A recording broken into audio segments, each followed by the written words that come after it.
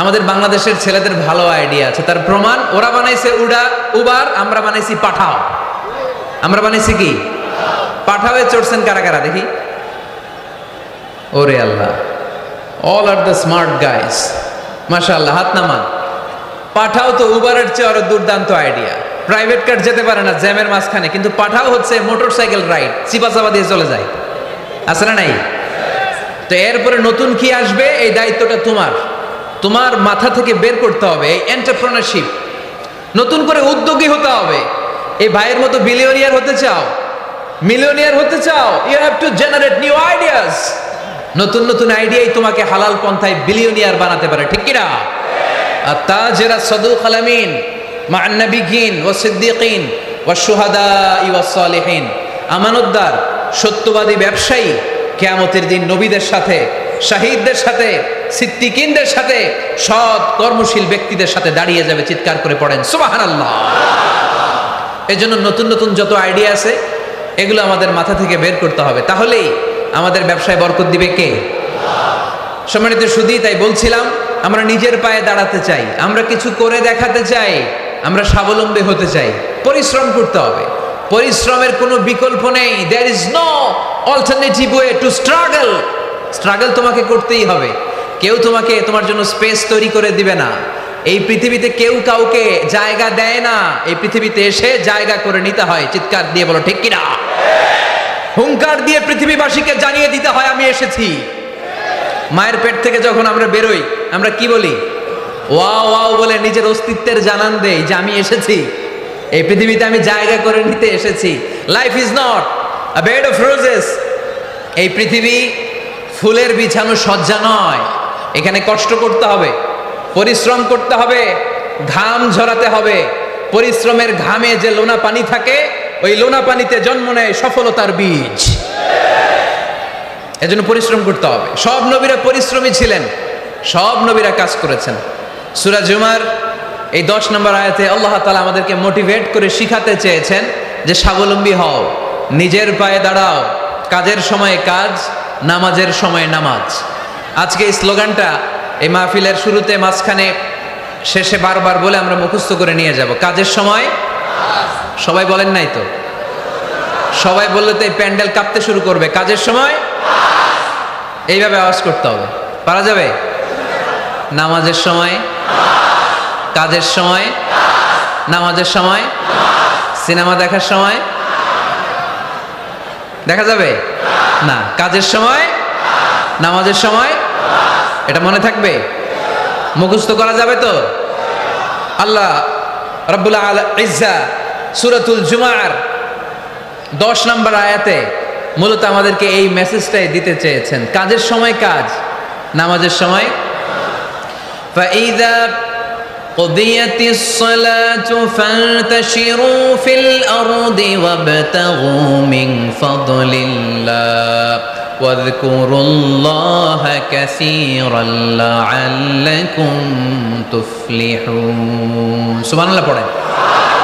আল্লাহ বললেন যখন তোমাদের নামাজ শেষ হয়ে যায়, ফাইদা কুদিয়াতিস সালাতু, যখন সালাত শেষ হয়ে যায়, ফান্তাশিরু ফিল আরদি, জমিনে ছড়িয়ে পড়ো, ওয়াবতাগু মিন ফাদলিল্লাহ, আল্লাহর দেয়া ফজল তালাশ করো, রিজিক তালাশ করো, ওয়াযকুরুল্লাহা কাসীরান, আল্লাহর জিকির বেশি বেশি করো, লাআল্লাকুম তুফলিহুন, তোমাদেরকে সফল বানায়া দিবে কে?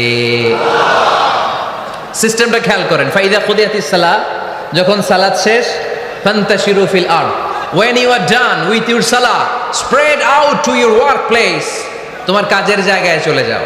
নাকি মসজিদে বসে থাকবেন? নামাজ শেষে কি করতে হবে? কাজের জায়গায় চলে যেতে হবে।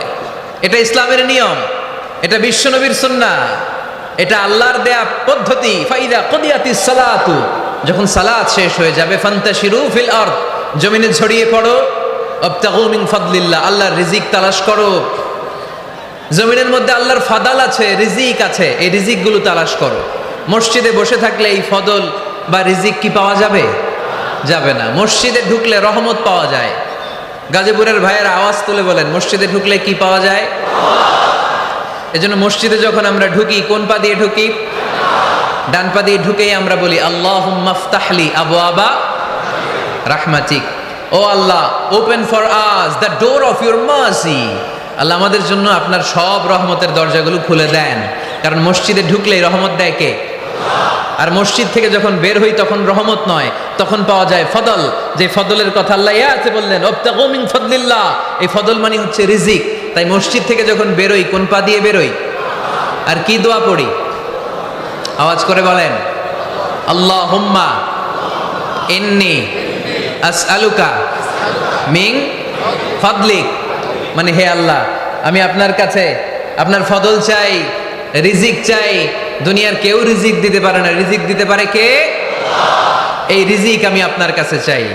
আবার আল্লাহ বললেন, ওয়াল্লাযী জাআলা লাকুমুল আরদা যালুলা ফামশু ফি মানাকিবিহা ওয়া কুলু মির রিজকি ওয়া ইলাইহিন নুশুর। তিনি তো এমন সত্য যিনি তোমাদের জন্য জমিনটারে বানিয়েছেন সাহালাতুল মাসালিক, সহজে হাঁটা যায়, চলা যায়, চারা বীজ রোপণ করা যায়, চাষাবাদ করা যায়। আল্লাহ বললেন, জমিনের আনাচে কানাচে ঘুরে বেড়াও, জমিনের মধ্যে তোমাদের জন্য রিজিক রেখে দিয়েছে কে? এই জমিনের সব জায়গায় রিজিক আছে। আপনি জমিনের পাহাড়ে যাবেন, পাহাড়েও রিজিক আছে। জানেন পাহাড়ে কি চাষ হয়? হ্যাঁ, জুম চাষ হয়। বাংলাদেশের পাহাড়ে জুম চাষ হয়, আর মালয়েশিয়ার পাহাড়গুলোতে সব চাষ হয়। মালয়েশিয়া একটা জায়গা আছে ক্যামেরুন হাইল্যান্ড, ভাই গেছিলেন নাকি? ৬,০০০ ফিট উপরে, ঠান্ডা, প্রচন্ড ঠান্ডা। আমি প্রায়ই যাই, ওখানকার চা বাগানের স্নিগ্ধ হাওয়া আমাকে টানে খুব, বাতাসটা খুবই ক্লিন, ভাল লাগে। ওই ক্যামেরুন হাইল্যান্ডে ৬,০০০ ফিট উপরে ওরা করেছে ফুলের বাগান, ফলের বাগান, চায়ের বাগান, স্ট্রবেরির বাগান, মধুর চাষ করে।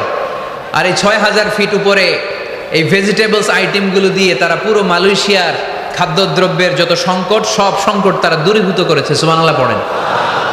তো ওনারা পাহাড়ের উপর চাষ করে, আর আমরা সমতল জায়গায় চাষ করতে চাই না। চাষাবাদ করতে আমাদের লজ্জা লাগে। কি লাগে? যুবক ভাইয়েরা, কাজে কোনো লজ্জা নেই। কাজে কি নেই? পরিশ্রমে লজ্জা নেই। লজ্জা হচ্ছে অলসতায়, লজ্জা হচ্ছে অকর্মণ্যতায়। আমরা কাজ করে খেতে চাই, পরিশ্রম করে খেতে চাই। রাজি আছো সবাই? এখন অনেকে রুফ গার্ডেনিং করে। রুফ গার্ডেনিং মানে ছাদের, বাসার ছাদের উপরে কি সুন্দর পেঁপে গাছ, আম গাছ। আমি নিজে দেখেছি, নিজেরা খায়, আশেপাশের প্রতিবেশীদের সবাইকে দেয়, বাজারে বিক্রিও করে। নিউ আইডিয়া, রুফ গার্ডেনিং করো। তারপরে একসাথে হাঁসের চাষ হয়, পানিতে হাঁসগুলো ভেসে বেড়ায়, আর নিচে মাছের চাষ হয়। এরকম অনেক যুবক আছে যারা এগুলো করে করে স্বাবলম্বী হয়েছে। আমরা এগুলো করতে চাই না, আমাদের লজ্জা লাগে। আমাদের হোটেলের মেসিয়ারি করতে লজ্জা লাগে, ছোট্ট ফুচকার দোকান দিতে আমাদের লজ্জা লাগে, কিন্তু বিশ্বনবীর ছাগল চড়াতে কোনো লজ্জা লাগতো না। কাজে কোনো লজ্জা আছে? লজ্জা কিসে তাইলে? অলসতায়। আওয়াজ করে বলো, লজ্জা কিসে? অলসতা করা যাবে না। অলসতাকে আজকের প্রোগ্রাম থেকে আমরা না বলে দিব। আমরা অলসতাকে বলে দিব নো। অলসতাকে আমরা কি বলবো? নো। আমরা অলস হতে চাই না, আমরা খেটে খেতে চাই, ঘাম ঝরাতে চাই। পরিশ্রমের ঘামের লোনা পানিতে জন্ম নেয় সফলতার বীজ। আমরা সফল হতে চাই, ঠিক কিনা? এজন্য অলসতা করা যাবে না, কাজ করতে হবে। আল্লাহ রাসূল সাল্লাল্লাহু আলাইহি ওয়াসাল্লাম এবং সাহাবারা আমাদেরকে কাজের প্রতি উৎসাহিত করেছেন। সাইয়েদনা ওমর ফারুক রাদিয়াল্লাহু তাআলা আনহু, নাম শুনেছেন? কত নাম্বার খলিফা? সবাই বলেন। 1 নাম্বার খলিফার নাম কি? 2 নাম্বার খলিফার নাম? 3 নাম্বার? 4 নাম্বার? রিদওয়ানুল্লাহি তাআলা আলাইহিম আজমাইন। ওমর ফারুক সাধারণ কোনো সাহাবী ছিলেন না, তিনি এমন সাহাবী ছিলেন, বিশ্বনবী সাল্লাল্লাহু আলাইহি ওয়াসাল্লাম বলেছেন, আমার পরে কোনো নবীও নাই, রাসূলও নাই, তবে আমার পরে যদি কেউ নবী হতো, আমার ওমর নবী হয়ে যেত। বিশ্বনবী বলছেন, লা নবিয়্যা বা'দি ওয়ালা রাসূলা, আমার পরে কোনো নবী নাই, রাসূল নাই। লাউ কানা বা'দি নাবিয়্যুন লাকানা উমর, তবে আমার পরে যদি নবী হওয়ার কোয়ালিটি আমার কোনো সাহাবীর মধ্যে থেকে থাকে, আমার ওমরের মধ্যে সেই কোয়ালিটি আছে। প্রভু তুমি বলেছো রাসূল দেবে না, বলনি দেবে না ওমর, বলনি দেবে না হামজা তারি, খালিদ বিজয়ী সমর। প্রভু তুমি বলেছ রাসূল দেবে না, বলনি দেবে না ওমর, বলনি দেবে না হামজা তারিক, খালিদ বিজয়ী সমর। প্রভু তুমি বলেছ রাসূল দেবে না। সুবহানাল্লাহ পড়েন। ওমরে ফারুক রাদিয়াল্লাহু তাআলা আনহু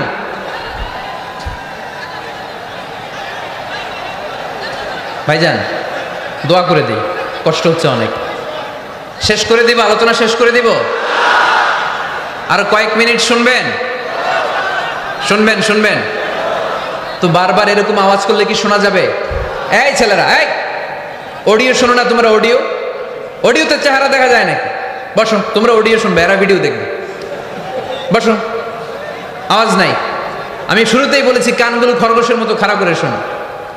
অডিও রেকর্ডের মধ্যে কি চেহারা দেখা যায়? এখানে যারা দেখতে পান ওই দিকে তাকা, ওই যে ওখানে প্রজেক্টর আছে, আওয়াজ করা যাবে না। আলোচনার মাঝখানে বক্তাকে এত ডিস্টার্ব করলে বক্তা তার আলোচনার ফ্লো হারিয়ে ফেলে। সে কি বলছিল এটা সে ভুলে যায়। সে মাথার মধ্যে কি কি পয়েন্টস, কি কি মেসেজগুলো শেয়ার করার জন্য সে আগাচ্ছিল এটা সে ভুলে যায়। এজন্য আর কয়েক মিনিট কথা বলবো, আর কষ্ট দিব না আপনাদেরকে, একটু চুপ থাকবেন। দ্বিতীয় খলিফার নাম কি ছিল? সবাই বলেন কি নাম? সাইয়েদনা ওমর ফারুক রাদিয়াল্লাহু তাআলা আনহু। উনারে মুনাফিকরা খুব ভয় পেত। কারা?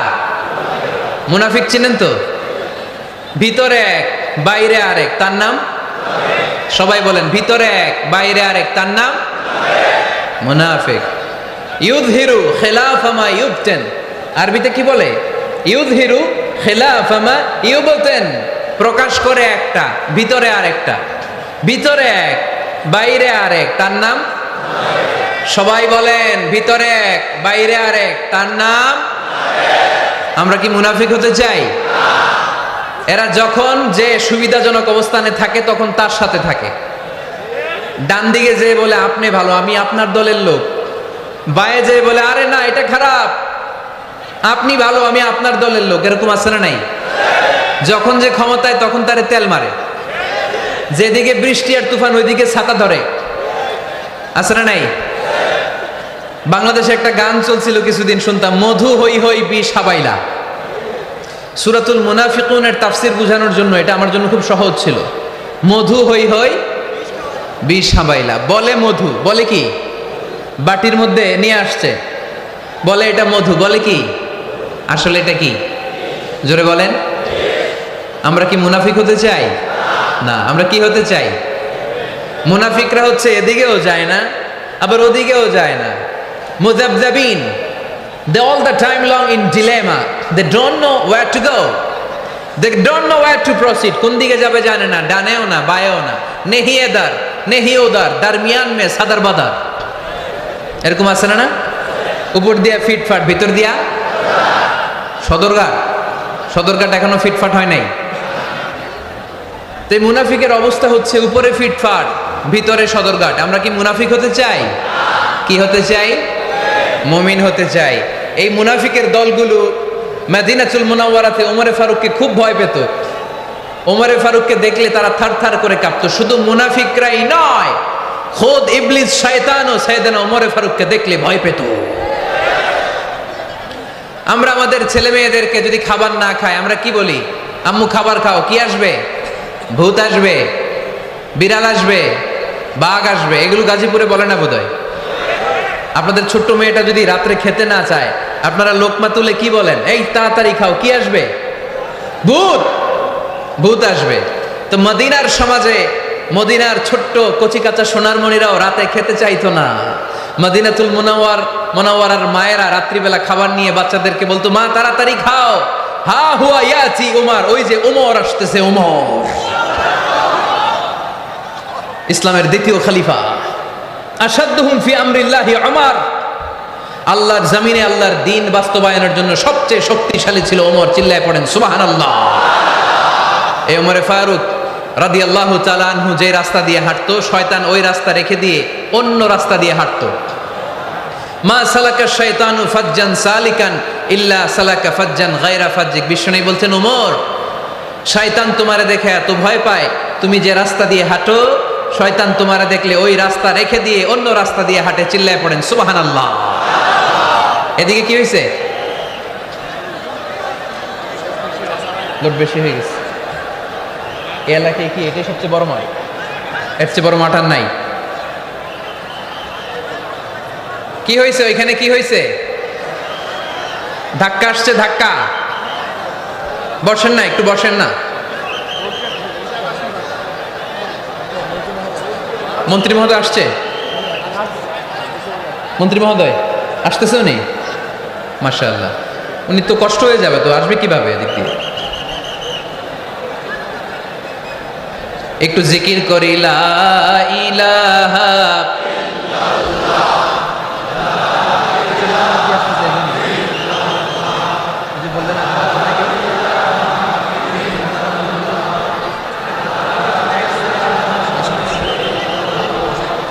লা ইলাহা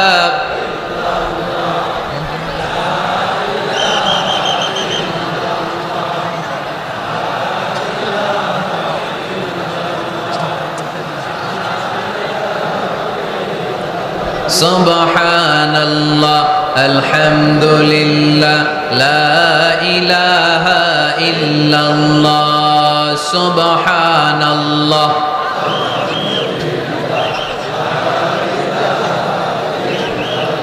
আল্লাহ নামের জিকির করবে যারা, আল্লাহর কাছে প্রিয় তারা। আল্লাহর কাছে প্রিয় যারা, জান্নাতে প্রবেশ করবে তারা। জোরে লা ইলাহা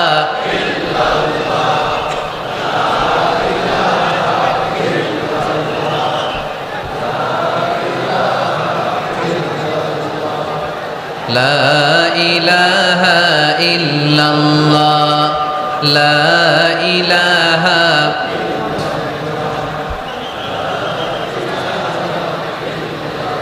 লা ইলাহা ইল্লাল্লাহ মুহাম্মাদুর রাসূলুল্লাহ সাল্লাল্লাহু আলাইহি ওয়াসাল্লাম। সাইয়েদনা ওমর ফারুক মসজিদে নববীর ইমাম।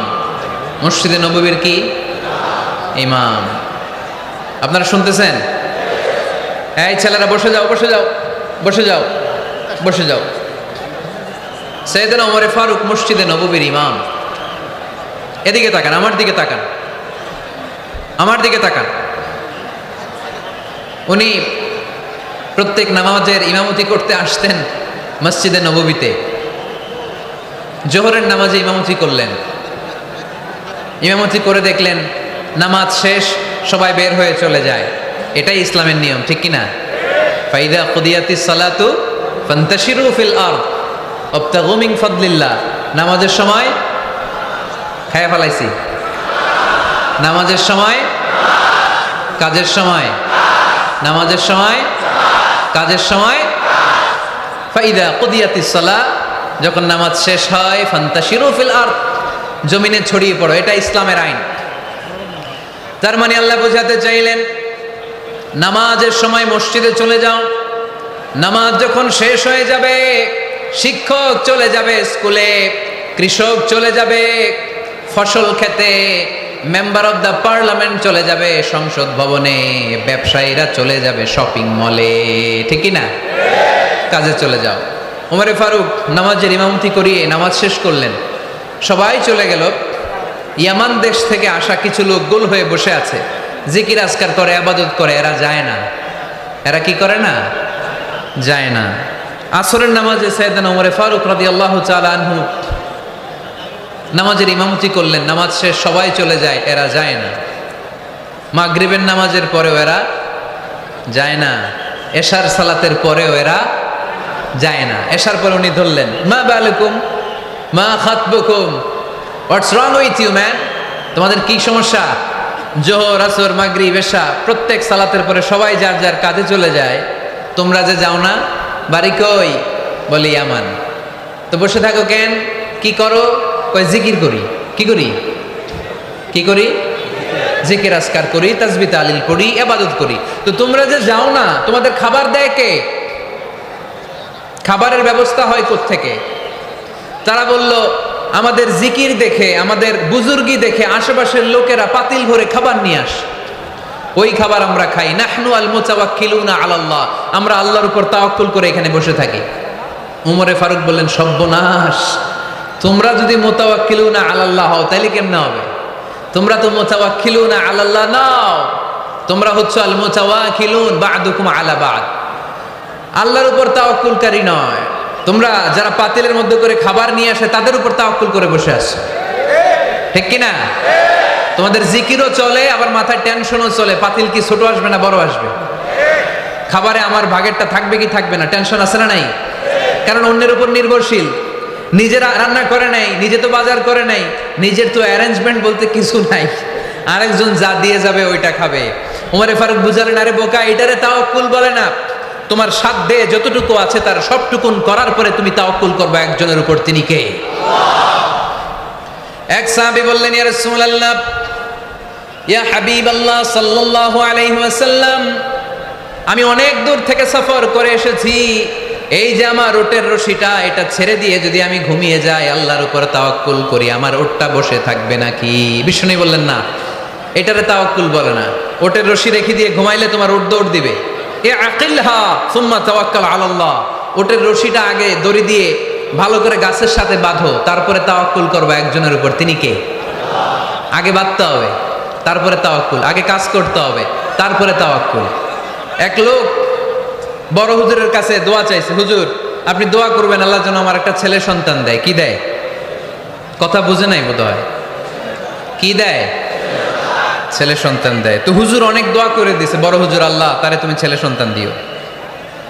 তো ছেলে সন্তান হয় নাই। তার পরের বছর এসে আবার হাজির, হুজুর একটু দোয়া করেন আমার জন্য আল্লাহ একটা ছেলে সন্তান দেয়। হুজুর আবার দোয়া করলেন, কিন্তু ছেলে আর হয় নাই। পরের বছর এসে আবার হাজির, হুজুর একটু দোয়া করেন। কি দোয়া করবো বাপ?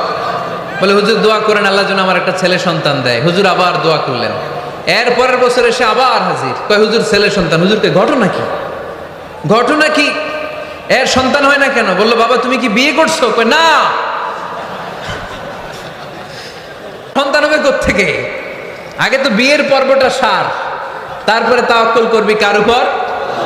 বিষ্ণু বললেন, তাগদু খিমাসান তারুহু বিতানান, পাখিগুলোর মতো যদি সকালবেলা তাওয়াক্কুল করে বের হয়ে যাও, প্রতিটা পাখি, আপনাদের গাজীপুর এলাকায় পাখির বাসা আছে নাকি? কি পাখি আছে? বাবুই পাখি, হ্যাঁ কি পাখি? সব আছে। তো এই পাখিগুলো এই গাজীপুরের বিভিন্ন গাছপালার উপরে যে নিড বানিয়েছে বাসা, দেখবেন সকালবেলায় এই পাখিগুলো আল্লাহর উপর তাওয়াক্কুল করে বের হয়ে যায়। এই পাখিগুলো জানে কোন জায়গায় ওর রিজিক আছে। এই পাখিগুলোর রিজিকের ব্যবস্থা করলো কে? সারাদিন শেষে পাখিগুলো আবার ওদর পূর্তি করে এই পাখিগুলোরে নিডে ফিরিয়ে দেয় কে? জানে না কোথায় খাবার আছে।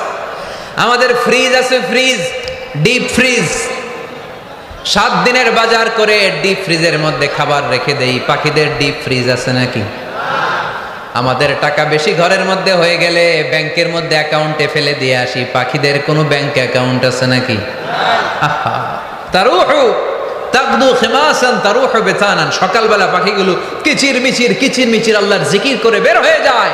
বিকেলবেলা প্রতিটা পাখির পেটে খাবার দিয়ে আবার ফিরিয়ে দেয় কে? এটার নাম তাওয়াক্কুল। ওমরে ফারুক বললেন, তোমরা যা করছো এটা তাওয়াক্কুল নয়। নামাজের পরে বের হয়ে যাবা, আল্লাহর জমিন যে আবাদ করবা, কৃষি কাজ করবা, ব্যবসা করবা, বাণিজ্য করবা, চাকরি করবা, আবার নামাজের সময় ঘরে আসবা, এর মাধ্যমে তোমার ঘরে যে হালাল রিজিকের ব্যবস্থা আল্লাহ করে দিবে, এটার নাম হলো তাওয়াক্কুল। পড়েন সুবহানাল্লাহ। গোটা জমিনটা আমাদের, গোটা জমিন আমাদের জন্য আল্লাহ দিয়েছেন। যেখানে যাবেন রিজিকের ব্যবস্থা আছে না নাই? আপনাদেরকে শোনাইছি না যে বাংলাদেশের পাহাড়ে কি চাষ হয়? ওখানে জুম রেখেছে আল্লাহ। মালয়েশিয়ার ক্যামেরন হাইল্যান্ডে আল্লাহ ফলের বাগান, ফুলের বাগান রেখেছে। আবার আপনি সাগরের মধ্যে নামলে রিজিক আছে না নাই? কি আছে? মাছ। সুবহানাল্লাহ কইবেন না?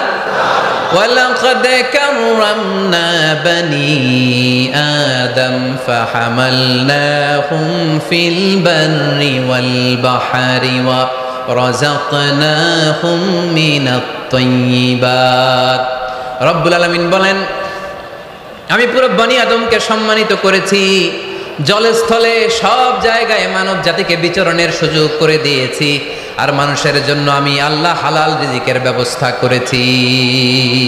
সুবহানাল্লাহ পড়েন। হালাল রিজিকের ব্যবস্থা আল্লাহ করেছেন। এজন্য everyone should be energetic, everyone should be active. আমাদেরকে অ্যাক্টিভ হতে হবে, এনার্জেটিক হতে হবে, শ্রম করে করে কষ্ট করে করে আমাদেরকে আগাতে হবে। স্রষ্টা আমাদেরকে একটা যুদ্ধে ঠেলে দিয়েছেন, সংগ্রাম করে করে আমাদেরকে বেঁচে থাকতে হয়, ঠিক কিনা? এই জমিনে যখন আমরা এসেছি তখনই আমি সংগ্রাম করেছি। বিশ্বাস করেন, একজন স্বামীর এক ফোঁটা বীর্যের মধ্যে যদি 20 কোটি শুক্রাণু না থাকে, কয় কোটি? আরো জোরে। 20 কোটি শুক্রাণু যদি না থাকে, 20 কোটি বা 2 কোটি শুক্রাণু যদি না থাকে, তাহলে ওই শুক্রাণু থেকে কোনো মানব সন্তান মায়ের পেটে জন্ম নেয় না। তাহলে চিন্তা করেন, ওই 20 কোটি শুক্রাণুর মধ্যে আমি একটা শুক্রাণু, ঠিক কিনা? এতগুলো শুক্রাণু ডিম্বাণুকে আঘাত করে অ্যাক্টিভ হতে চেয়েছিল, ওই 2 কোটির মধ্যে বাকি সবগুলারে হারিয়ে চ্যাম্পিয়ন হয়েছিলাম সেদিন মায়ের গর্ভে আমি। চিল্লায় বলো ঠিক কিনা? সেদিন আমার হাত ছিল না, সেদিন আমার পা ছিল না, আমার চোখ ছিল না, আমার রেসপিরেটরি সিস্টেম ছিল না, আমার ব্রেন সচল ছিল না, আমার মামা ছিল না, আমার দাদা ছিল না, আমার গায়ে শক্তি ছিল না। ওই কঠিন পরীক্ষায় যদি 2 কোটি কম্পিটিটরকে আমি হারিয়ে বিজয় লাভ করতে পারি, এই জমিনের বুকেও আমার কেউ হারাতে পারবে না। চিল্লায় বলো ঠিক কিনা? আমরা এসেছি বিশ্বকে জয় করার জন্য, জয় করার জন্য। আবার যখন মায়ের পেট থেকে বের হই, তখনও আমাকে সংগ্রাম করে বেরোতে হয়। এইখানে তোমরা আমার ছোট্ট সোনামণিরা সিজারে হইছো কারা কারা? দেখি সিজারে, যে হুজুর আমি সিজারে পৃথিবীতে এসেছি। হাত তোলো। কয়েকজন হাত তুলছে, মাশাআল্লাহ। ঠিক আছে, অসুবিধা নেই, হাত নামাও। এটা একটা প্রাকৃতিক নিয়ম। মায়ের পেট থেকে পৃথিবীতে আমরা এভাবে আসি। কেউ প্রাকৃতিক পদ্ধতিতে আসি, কেউ সিজারে আসি। যারা সিজারে আসছে তারা এই কষ্টটা সহ্য করে নাই, তাদের অন্য ধরনের স্ট্রাগল পৃথিবীতে আসার পরে। কিন্তু আমরা যারা নর্মাল প্রসেসে এসেছি, সেই সময়টার কথা খেয়াল করেন। আমাদের দেহের সাইজ অনেক বড়, আমাদের ওজন অনেক বেশি, কিন্তু আমাদের মায়ের যেই অঙ্গটা দিয়ে আমরা পৃথিবীতে এসেছি, ওই জায়গাটা বড় সরু। খুব ছোট্ট একটা জায়গা দিয়ে এই বিশাল দেহ নিয়ে আমাকে সংগ্রাম করে আসতে হয়েছে, ঠিক কিনা? এবং এটা ল্যাবরেটরিক্যালি প্রুভড, সায়েন্টিফিক্যালি অ্যাটাস্টেড যে এটা একজন বাচ্চার জন্য, নবজাতক নিউ বর্ন বেবির জন্য খুবই স্বাস্থ্যকর, খুবই হেলদি। কারণ এই ছোট্ট জায়গাটা দিয়ে, মায়ের ওই ছোট্ট অঙ্গ দিয়ে আমরা যে পৃথিবীতে আসি, আমাদেরকে একটা চাপ সহ্য করতে হয়। ওই চাপের কারণে আমার নাকের ভিতরে, কানের ভিতরে যে ধরনের দূষিত গ্লিসারিন আছে, পদার্থ আছে, এগুলো সব বের হয়ে যায়। আর এই প্রচন্ড চাপটা আমাদের দেহটাকে কর্ম সহিষ্ণু হয়ে গড়ে তুলতে সাহায্য করে। কোন সুবহানাল্লাহ। নিয়ে আসেন এখানে, নিয়ে আসেন শেষের দিকে। এভিডেভিট নাই, পরে হবে। তাহলে আপনারা দায়িত্ব নিয়ে এভিডেভিট করবেন, শুধু শাহাদা পড়বে আমার হাতে। ঠিক আছে, ফাইন। সেই দিন আমরা স্ট্রাগল করে পৃথিবীর বুকে এসেছিলাম। যেদিন মায়ের পেট থেকে যুদ্ধ করে আমাকে পৃথিবীতে আসতে হয়েছে, ওই দিন আমার কান ছিল? এখনকার মতো কানের শক্তি ছিল? এখন যে হাতের শক্তি, ওই শক্তি ছিল? ওই কঠিন পরিস্থিতিতে যদি আমি সংগ্রাম করে টিকে থাকতে পারি, বর্তমান সময়ে আমাদেরকে কেউ আটকায় রাখতে পারবে না, পারবে না। ইন্নাকা কাদিহুন ইলা রাব্বিকা কাদহান ফামুলাকি। আল্লাহ বললেন, ও বনি আদম, তোমাকে কষ্ট করতে করতে আমার কাছে আসতে হবে। আবার আল্লাহ বললেন, লাকাদ খালাকনাল ইনসানা ফি কাবাদ। আমি বনি আদমকে, দুনিয়ার সবগুলো মানুষকে কর্মসহিষ্ণু করে তৈরি করেছি। সুবহানাল্লাহ বলেন। কর্মসহিষ্ণু। আমাদের এক একজন মানুষ যে আমরা কতটা কষ্ট আর ধৈর্য সহ্য করতে পারি, আপনি কল্পনাও করতে পারবেন না। নর্মাল প্রসেসে আমাদের মা যেদিন আমাদেরকে ডেলিভারি দিয়েছিলেন, তখন আমাদের মা 57 ইউনিট প্লাস। সুস্থ মানুষ ব্যথা সহ্য করতে পারে 45 ইউনিট। কত ইউনিট? কিন্তু আমাদের মা যেদিন আমাদেরকে দুনিয়ার বুকে এনেছিলেন, সেদিন আমার মা, আপনার মা ব্যথা সহ্য করেছিল 57 ইউনিট প্লাস, 57 ইউনিটেরও বেশি। এই ব্যথাটা সাধারণ কোনো ব্যথা নয়। একটা অ্যাক্সিডেন্টে আপনার দেহের 20টা হাড় বা হাড্ডি ভেঙে গেলে যত ব্যথা, তার চেয়েও বেশি ব্যথা আমার মা সহ্য করেছিলেন। আমার মাকে ওই দিন এই ব্যথাগুলো সহ্য করার তৌফিক দিয়েছিলেন কে? তাহলে কি পরিমাণে কষ্ট সহিষ্ণুতা আর কর্ম সহিষ্ণুতা নিয়ে যে আমরা জন্মাই, আমাদের কোনো ধারণাই নাই। এজন্য আমি প্রায় বলি, ছেলে মেয়েদেরকে, সন্তানকে ননির পুতুল করে গড়ে তুলবেন না। ছেলে মেয়েদেরকে কষ্ট সহিষ্ণু করে গড়ে তোলেন। প্রতিকূল পরিবেশে কি করে নিজের অস্তিত্ব জানান দিতে হয়, এমন করে আমরা আমাদের মুসলমান সন্তানদেরকে গড়ে তুল। আমরা বলছিলাম কাজের সময়, আরো জোরে বলতে হবে, কাজের সময়, নামাজের সময়, আর ভরসা করতে হবে একজনের উপর, তিনি কে? কাজে কোনো লজ্জা আছে? লজ্জা কিসে? অলসতায়। আমরা অলস হতে চাই না। রসুল বাপ্তালে দুঃখানু শয়তান, অলস মস্তিষ্ক শয়তানের আড্ডাখানা। আমরা নিজের পায়ে দাঁড়াতে চাই, আমরা স্বাবলম্বী হতে চাই, আমরা সাস্টেইনেবল ডেভেলপমেন্ট গোলের পক্ষে, আমরা মিলেনিয়াম ডেভেলপমেন্ট গোলের পক্ষে, আমরা বাংলাদেশকে উন্নতির শিখরে নিয়ে যাওয়ার পক্ষে। চিল্লায় বলেন ঠিক কিনা? আমরা আগে দুনিয়ার কল্যাণ চাই, এটা ইসলামের নিয়ম। আগে কি আখেরাত চাই না আগে দুনিয়া চাই? জোরে বলেন। আরে দুনিয়াতে ভালো থাকলেই তো আখেরাতে ভালো থাকবেন। এজন্য আল্লাহ আমাদেরকে শিখালেন, পড়ো রব্বানা আতিনা ফিদ দুনিয়া হাসানাহ ওয়া ফিল আখিরাতি হাসানাহ ওয়া কিনা আযাবান নার।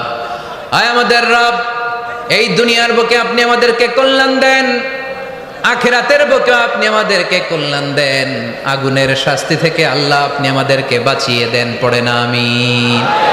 তাহলে আগে দুনিয়া, তবে দুনিয়াকে হৃদয়ে স্থান দেয়া যাবে না। দুনিয়াকে বশ করে হাতে নিব, কিন্তু হৃদয়ে থাকবে আখিরাত। জোরে বলতে হবে ঠিক কি না? নিজ হাতে উপার্জিত সম্পদের চেয়ে শ্রেষ্ঠ কোনো সম্পদ আর হতে পারে না। আমার দিনমজুর ভাইয়েরা, কুলি মজুর ভাইয়েরা, রিকশাওয়ালা ভাইয়েরা, ফ্যাক্টরি ওয়ার্কার যারা, আপনারা আল্লাহর কাছে অনেক সম্মানিত। আপনাদের উপার্জন হালাল। আপনাদের এক পা এমনি জান্নাতে ঢুকে আছে। এখন শুধু এক পা ঢুকাইলে চলবে? পা কয়টা? আরেকটা ঢুকানোর দরকার আছে না নাই? আপনাদের উপার্জন হালাল। আপনারা 5 ওয়াক্ত সালাত পড়বেন, মানুষের হক নষ্ট করবেন না, আব্বা আম্মার দোয়া নিবেন। দ্বিতীয় পাটাও জান্নাতে ঢুকায় দিবে কে? মা আকালা আহাদুন তুআমান ক্বাত্তু খায়রুম মিন আইয়াকুলা মিন আমালি ইয়াদিহি। নিজের হাতে উপার্জিত সম্পদের চেয়ে, খাবারের চেয়ে শ্রেষ্ঠ সম্পদ আর হতে পারে না। আমার রিকশাওয়ালা ভাই, তার উপার্জন হালাল না হারাম? আমার কুলি মজুর ভাই, উপার্জন হালাল না হারাম? মাথার গাম পায়ে ফেলে ফ্যাক্টরি ওয়ার্কাররা যে বেতনটা পায়, এটা হালাল না হারাম? তাদের দোয়াকে কবুল করে নিবে কে? এজন্য যুবক ভাইরা, never under estimate any job. কোন জবকে, কোন চাকরিকে ছোট করে দেখার সুযোগ নাই। কারণ আমার উপার্জন হালাল হলেই ওই হালাল উপার্জনে বরকত দিবে কে? Whether it's the small or big, you don't care. এটা তোমার কেয়ার করার দরকার নাই। চাকরি পেলেই একটা ঢুকে যাবা, চাকরি পেলেই ঢুকে যাবা। কারণ আমাদের চাকরির বাজার মন্দা। আমাদের বাংলাদেশ, ভারতে কোন একটা চাকরির জন্য চেয়েছে 8 পাস, ওইখানে অ্যাপ্লাই করে ডক্টরেট ডিগ্রি দাঁড়িয়ে আসে না নাই? এত কষ্ট করে চাকরি পাওয়া পৃথিবীর কোথাও লাগে না। কারণ আমাদের পপুলেশন বেশি, তাই চাকরির জন্য আমাদের বসে থাকা লাগবে না। আমাদেরকে উদ্যোক্তা হতে হবে, আমাদের এন্টারপ্রেনার হতে হবে। শুরুতে যেটা বলেছিলাম, আমাদের আইডিয়াকে কাজে লাগাতে হবে, ঠিক কিনা? আর যাই করব আমরা ভালোভাবে করব। ভালোভাবে করলে ওই কাজে বরকত দেয় কে? ভালোভাবে করার জন্য আল্লাহ তাআলা সূরাতুল মুলকে আমাদেরকে গাইডলাইন দিয়েছেন। রব্বুল আলামিন বলেন, আল্লাযী খালাকাল মাউতা ওয়াল হায়াতা লিয়াবলুয়াকুম আইয়ুকুম আহসানু আমালা। তিনি এমন সত্তা যিনি তোমাদের তৈরি করেছেন, জীবন আর মৃত্যুকে তৈরি করেছেন এই জিনিসটা পরীক্ষা করবার জন্য, তোমাদের মধ্য থেকে কে ভালোভাবে কাজ করে। সুবহানাল্লাহ। কে বেশি আমল করে, আল্লাহ এটা বলছে, নাকি কে ভালো আমল করে? কথা কি বুঝতেছেন? যদি বেশি আমল করার কথা আল্লাহ বলতো, তাহলে এই আয়াতটা হতো লিয়াবলুয়াকুম আইয়ুকুম আকসারু আমালা। কিন্তু আল্লাহ কি এই আয়াতে আকসারু আমালা বলেছে? আলেম যারা আছেন তারা আমার সাথে সাথে বলেন, আল্লাহ কি আকসারু আমালা বলেছে? আল্লাহ কি বলেছে? লিয়াবলুয়াকুম আইয়ুকুম আহসানু আমালা। কে ভালো করে কাজ করে, উইথ প্রফেশনালিজম। আপনি যেটাই করেন না কেন, আপনাকে প্রফেশনালিজমের সাথে করতে হবে, তাহলে ওই কাজে বরকত দিবে কে? ছোট হোক বড় হোক, এটা কোনো সমস্যা? যাই করি না কেন কিভাবে করব? ভালোভাবে। আওয়াজ করে বলেন, কিভাবে করব? যে কোনো কাজ করো না ভাই, যে কোনো কাজ করো, তা যেন হয় সবার চেয়ে সবচেয়ে সুন্দর।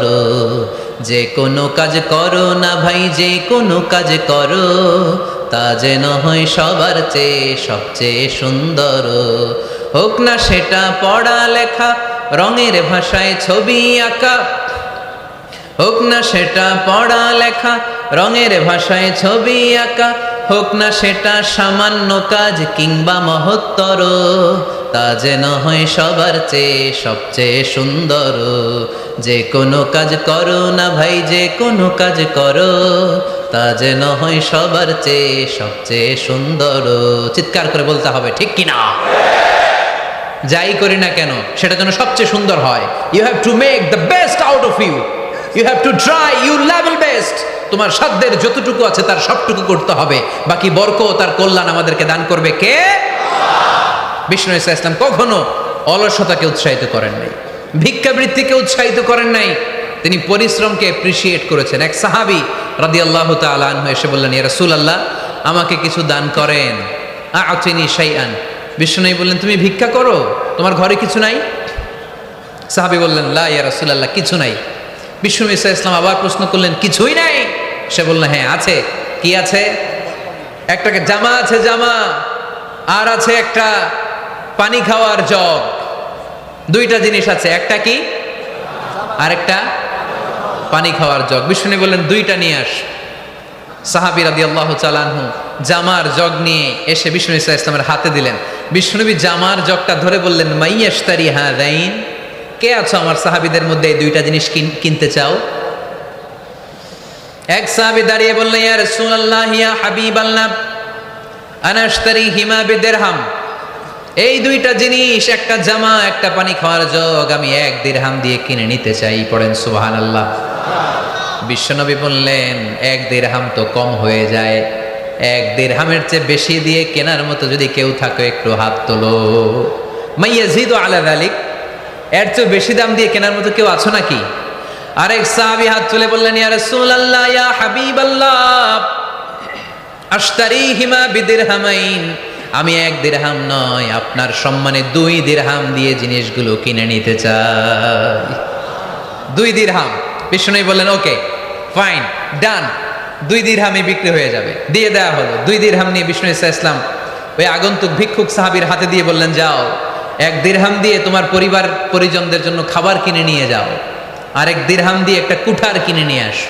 কি কিনে নিয়ে আসো? সবাই বলেন। কুঠার চিনেন আপনারা? কুঠার দিয়ে কি করে?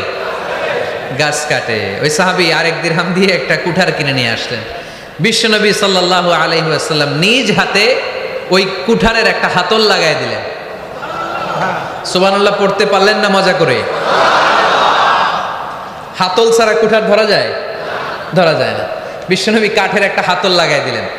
এই হাতলটা দিয়ে বিশ্বনবী বললেন, try to imagine the attitude of the last messenger Muhammad সাল্লাল্লাহু, he changed the world for the better and made us better creature. তার নাম কি? কি নাম? হি ওয়াজ মুহাম্মদ সাল্লাল্লাহু আলাইহি ওয়াসাল্লাম। Muhammad, mercy upon mankind, teacher of all mankind, Abul Qasim, Ya Habibi, Ya Muhammad, Ya Shafi'i, Ya Muhammad, Khairu Khalqillahi Muhammad, Ya Mustafa, Ya Imam al-Mursalin, Ya Mustafa, Ya Shafi'al Alamin. পড়েন সবাই। Ya Mustafa, Ya Imam al-Mursalin, Ya Mustafa, Ya Shafi'al Alamin. He taught us to be just and kind, and to feed the poor and hungry, help the wafer and the orphan child, and to not be cruel and miserly. His speech was soft and gentle, like a mother stroking her child. His mercy and compassion were most radiant when his smile was Muhammad sallallahu alayhi wasallam. Muhammad mercy upon mankind, teacher of all mankind, أبا القاسم يا حبيبي يا محمد يا شفيعي يا محمد خير خلق الله محمد পড়েন সবাই يا مصطفى يا إمام المرسلين يا مصطفى يا شفيع العالمين يا مصطفى يا إمام المرسلين يا مصطفى يا شفيع العالمين محمد সুবহানাল্লাহ পড়েন